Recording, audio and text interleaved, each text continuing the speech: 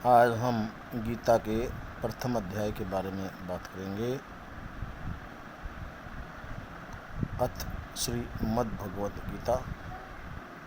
धर्म क्षेत्रे कुरुक्षेत्रे संवेता युत्सवः मामकाः पांडवा श्रयौ किम कुर्वत संचय। धृतराष्ट्र ने पूछा, हे संजय, धर्म क्षेत्र कुरुक्षेत्र में एकत्र युद्ध की इच्छा वाले मेरे और पांडव पुत्र ने क्या किया। अज्ञानी धृतराष्ट्र और संयम रूपी संजय। अज्ञान मन के अंतराल में रहता है। अज्ञान से आवर्त मन धृतराष्ट्र जन्म से अंधे हैं, किंतु संयम रूपी संजय के माध्यम से वह देखता है, सुनता है और समझता है कि परमात्मा ही सत्य है। फिर भी जब तक इससे उत्पन्न मोह रूपी दुर्योधन जीवित है, इसकी दृष्टि सदैव कौरवों पर रहती है, विकारों पर ही रहती है। शरीर एक क्षेत्र है। जब हृदय देश में देवी संपत्ति का बाहुल्य होता है तो यह शरीर धर्म क्षेत्र बन जाता है, और जब इसमें आसुरी संपत्ति का बाहुल्य होता है तो यह शरीर कुरुक्षेत्र बन जाता है। कुरु अर्थात करो, यह शब्द आदेशात्मक है। श्री कृष्ण कहते हैं, प्रकृति से उत्पन्न तीनों गुणों द्वारा परवश होकर मनुष्य कर्म करता है। वह रण मात्र भी कर्म किए बिना नहीं रह सकता। गुण उससे करा लेते हैं, जो उसके अंदर गुण होते हैं वो कराते हैं। सो जाने पर भी कर्म बंद नहीं होता। वह भी स्वस्थ शरीर की आवश्यक खुराक मात्र है। तीनों गुण मनुष्य को देवता से कीट पर्यंत शरीरों में ही बांधते हैं। जब तक प्रकृति और प्रकृति से उत्पन्न गुण हैं, तब तक कुरु लगा रहेगा। अतः जन्म मृत्यु वाला क्षेत्र, विकारों वाला क्षेत्र कुरुक्षेत्र है, और परम धर्म परमात्मा में प्रवेश दिलाने वाली पुण्यमी प्रवृत्तियों का क्षेत्र धर्म क्षेत्र है। प्रातःविद पंजाब में काशी प्रयाग के मध्य तथा अनेक स्थलों पर कुरुक्षेत्र की शोध में लगे हुए हैं, किंतु गीताकार ने स्वयं बताया है कि जिस क्षेत्र में यह युद्ध हुआ वह कहाँ है। इदम शरीरम कौन्तेय क्षेत्रमित्य भीयते। अर्जुन, यह शरीर ही क्षेत्र है, और जो इसको जानता है, इसका पार पा लेता है, वह क्षेत्रज्ञ है। आगे उन्होंने क्षेत्र का विस्तार बताया, जिसमें 10 इंद्रियां, मन, बुद्धि, अहंकार, पांचों विकार और तीनों गुणों का वर्णन है। शरीर ही क्षेत्र है, एक अखाड़ा है। इसमें लड़ने वाली प्रवृत्तियां 2 हैं, देवी संपद और आसुरी संपद। पांडु की संतान और धृतराष्ट्र की संतान सजातीय और विजातीय प्रवृत्तियां। अनुभवी महापुरुष की शरण जाने पर इन दोनों प्रवृत्तियों में संघर्ष का सूत्रपात होता है। यह क्षेत्रज्ञ का संघर्ष है, और यही वास्तविक युद्ध है। विश्व युद्धों से इतिहास भरा पड़ा है, किंतु उनमें जीतने वालों को भी शाश्वत विजय नहीं मिलती। ये तो आपसी बदले हैं। प्रकृति का सर्वदा समन करके प्रकृति से परे की सत्ता का दिग् दर्शन करना और उसमें प्रवेश पाना ही वास्तविक विजय है। यही एक ऐसी विजय है जिसके पीछे हार नहीं है। यही मुक्ति है जिसके पीछे जन्म मृत्यु का बंधन नहीं है।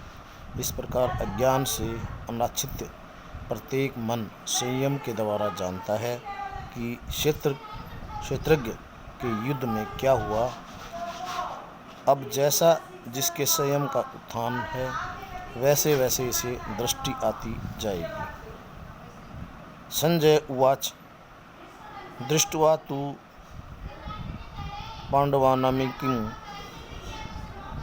वयुडं दुर्योधनस्तदा आचार्यमुष्णं राजा वचनम ब्रिवृत। उस समय राजा दुर्योधन ने वयूरचनायुक्त पांडवों की सेना को देखकर द्रोणाचार्य के पास जाकर यह वचन कहा। द्वैत का आचरण ही द्रोणाचार्य है। जब जानकारी ही हो जाती है कि हम परमात्मा से अलग हो गए हैं, यही द्वैत का भान है, वहाँ उसकी प्राप्ति के लिए तड़फ पैदा हो जाती है। तभी हम गुरु की तलाश में निकलते हैं। दोनों प्रवृत्तियों के बीच यही प्राथमिक गुरु है। यद्यपि बाद के सद्गुरु योगेश्वर श्री कृष्ण होंगे, जो योग की स्थिति वाले होंगे।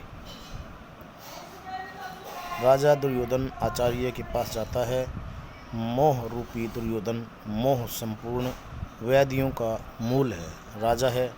दुर्योधन दूर अर्थात दूषित जो धन अर्थात वह धन आत्मिक संपत्ति ही स्थिर संपत्ति है। उसमें जो दोष उत्पन्न करता है वह है मोह। यही प्रकृति की ओर खींचता है और वास्तविक जानकारी के लिए प्रेरणा भी प्रदान करता है। मोह है तभी तक पूछने का प्रश्न भी है, अन्यथा सभी पूर्ण ही है।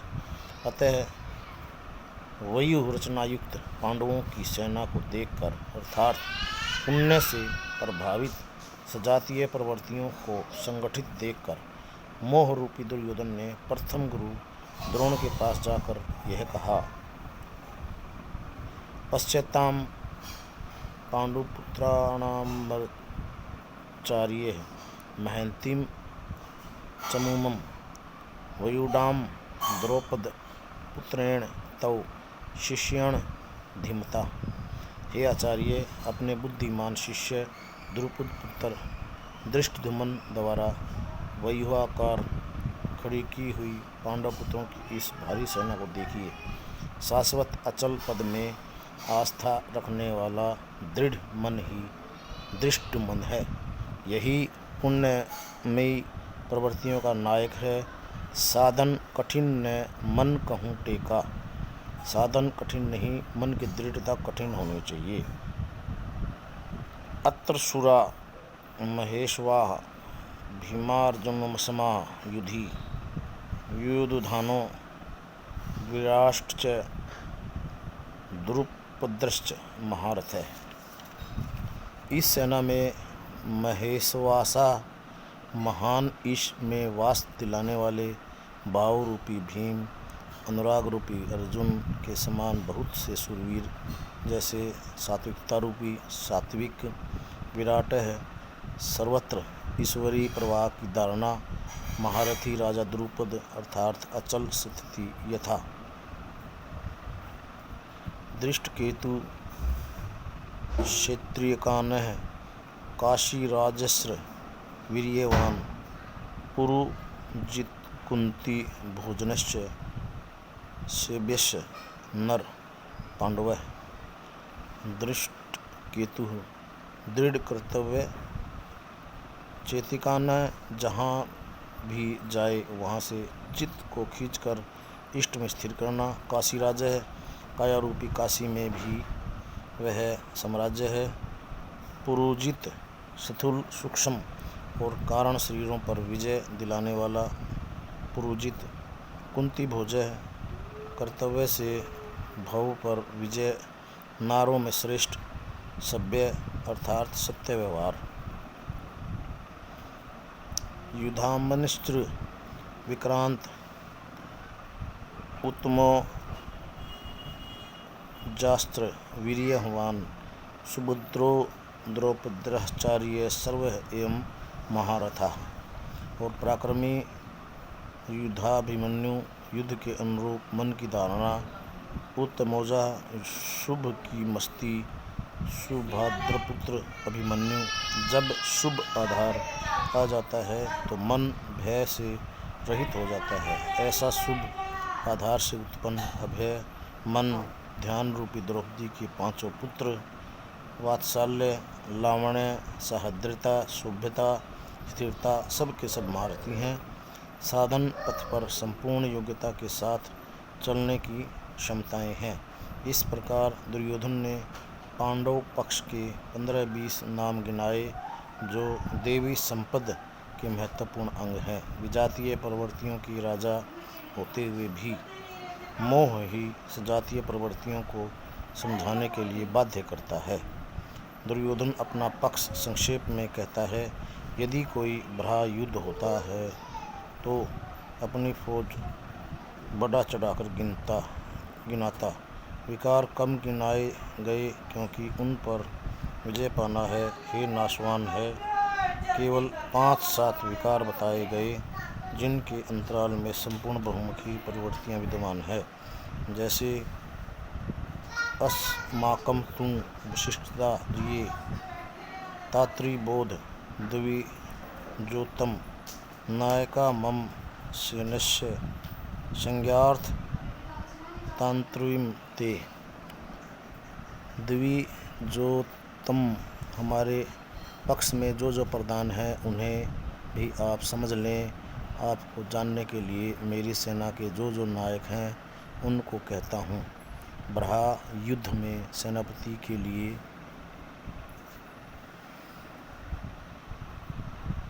द्वितोजम संबोधन आस्मिक है। वस्तुतः गीता में अंतःकरण की 2 प्रवृत्तियों का संघर्ष है, जिनमें द्वैतव का आचरण ही द्रोण है। जब तक हम लेश मात्र भी आराध्य से अलग हैं तब तक प्रकृति विद्यमान है, द्वैत बना है। इस द्वि पर जय पाने की प्रेरणा प्रथम गुरु द्रोणाचार्य से मिलती है। अधूरी शिक्षा ही पूर्ण जानकारी के लिए प्रेरणा प्रदान करती है। वह पूज्य स्थली नहीं, वहाँ शौर्य सूचक संबोधन होना चाहिए। विजातीय प्रवृत्ति के नायक कौन कौन से हैं? ब्राह्मणश्च, भीष्मश्च, कर्णश्च, कृपश्च, समितिश्च, अश्वत्थामा, विकर्णश्च, सोमदत्तवृश्च। एक तो स्वयं आप द्वैत के आचरण रूपी द्रोणाचार्य हैं, भ्रम रूपी पितामह है, भीष्म है। भ्रम इन विकारों का उद्गम है, अंत तक जीवित रहता है, इसलिए पितामह है। समूची सेना मर गई, यह जीवित था, सरसया पर अचेत था, फिर भी जीवित था। यह है भ्रम रूपी भीष्म, भ्रम अंत तक रहता है। इसी प्रकार विजातीय कर्म रूप कर्ण अथवा संग्राम विजयी कृपाचार्य है। साधना अवस्था में साधक द्वारा कृपा का आचरण ही कृपाचार्य है। भगवान कृपा धाम है और प्राप्ति के पश्चात संत का ही वही स्वरूप है, किंतु साधन काल में जब तक हम अलग हैं, परमात्मा अलग है, विजातीय प्रवृत्ति जीवित है, मोहमयी गिराव है। ऐसी परिस्थिति में साधक यदि कृपा का आचरण करता है तो वह नष्ट हो जाता है। सीता ने दया की तो कुछ काल लंका में प्रायश्चित करना पड़ा, विश्वामित्र दयाद्र हुए तो पतित होना पड़ा। योग सूत्रकार महर्षि पतंजलि भी यही कहते हैं। ते समावुत्सर्गा वैद्युत्थाने सिद्ध्यते। वैद्युत्थान काल में सिद्धियाँ प्रकट होती है, वे वास्तव में सिद्धियाँ हैं, किंतु केवलस्य प्राप्ति के लिए इतनी बड़ी विघ्न है जितने काम, क्रोध, लोभ और मोह आदि। गोस्वामी तुलसीदास का भी यही निर्णय है। शेष भाग अगले वीडियो में आएगा। धन्यवाद।